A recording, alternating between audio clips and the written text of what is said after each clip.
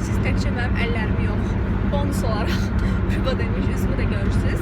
Rüba da buradadır. Orada da maşın sürür, ona görə onun diqqətini çox çəkmək istəmirəm.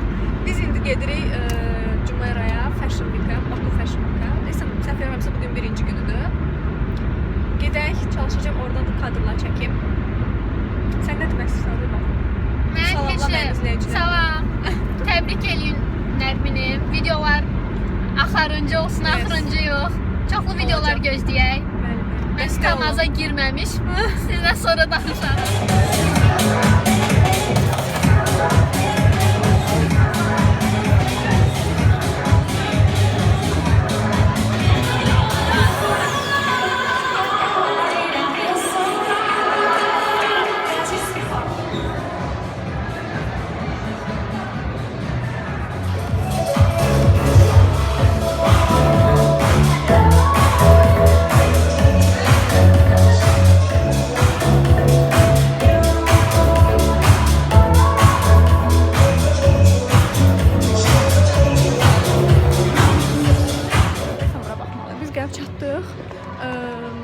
İndi gedirəm dəvətnaməni götürməyə, çünki dəvətnaməni başqa vaxt götürə bilməmişdim.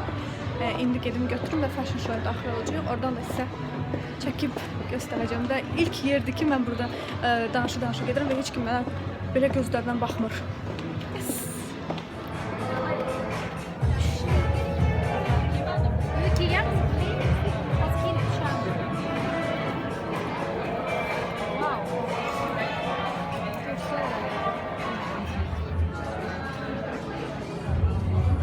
Geçen paltardı, ben burada çok hoşuma geldi.